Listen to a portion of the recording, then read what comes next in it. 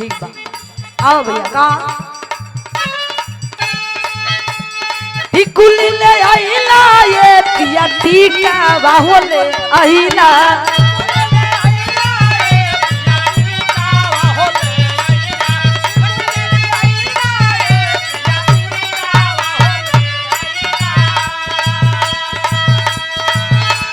टिकुली ले आइला ये पिया टीका बाहोले आइला काहे नाली आइला पिया हो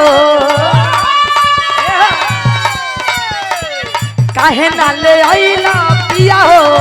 चूड़ी हरियर काहे नाले आइला पिया हो चूड़ी हरियर काहे नाले आइला पिया हो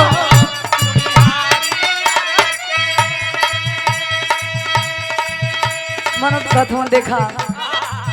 तू हमार परेशानी बुझत ना हो कितना भीड़ में हम रही है वो जहाँ हम शॉपिंग करे ना करेली है बाबा के दरबार में हम आइली है कहे कमर टिकुल ले आईनी ये धन टीका वाले आईनी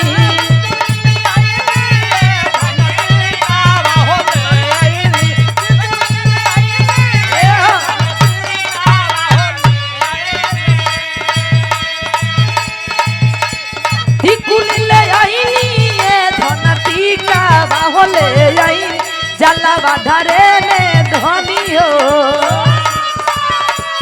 जलवा धरे में धनी हो चूड़िया भूले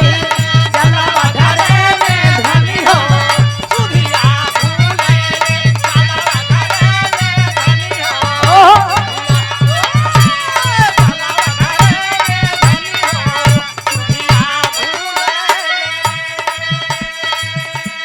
गजरा ले आईनी ये धन गजरा ले आईनी ए राजा जी ध्यान ना देनी रहुआ क्या बात है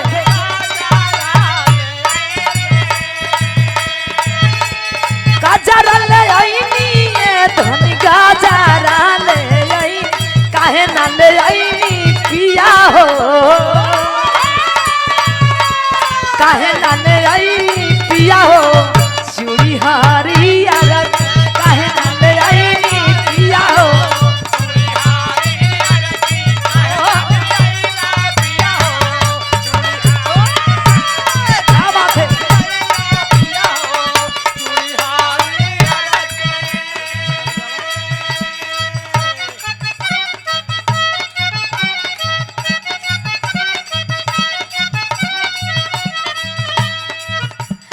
आइए बलम रवा कोनी नाश्ता भुजिया फरम ठक कोई व्यवस्था ओहो भूख लागल बना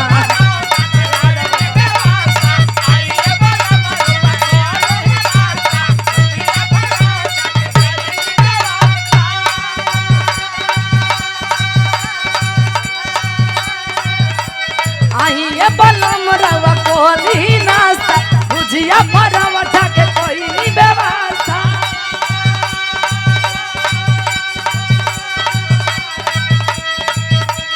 बड़ी सुगर लागे तो हम लुकिया धनी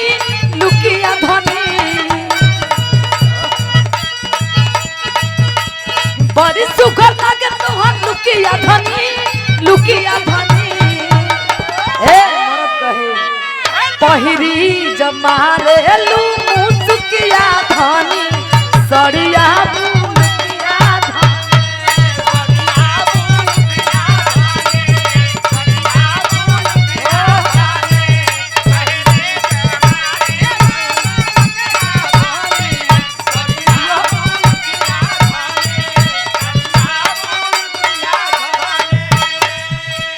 बड़ी सुंदर सुंदर आप लोग को बड़ा अच्छा लगल अब बड़े भैया को बिरहावे सुने हमारे कर्मणी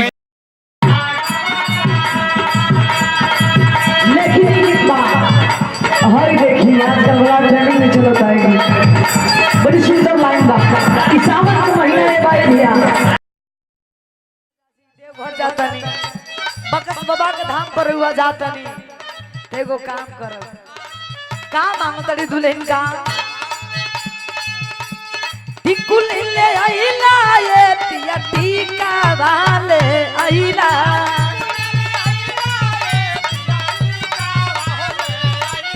ए राजा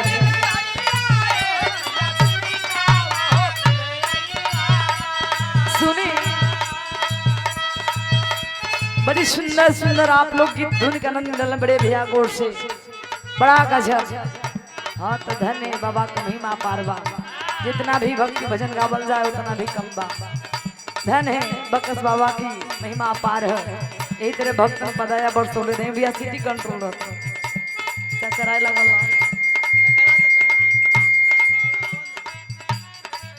धीरे धीरे तने मुलायम से काम सुघरा के निकाल लेवे के हाल हालो शेख हालो हालो शेख हालो रिटर्निंग साफ नहीं की मिल पावत मार पता हालो साउंड बॉक्स से निकाल हालो हालो हालो शेख हालो मिला लो हालो बस रह सिटी ना उठा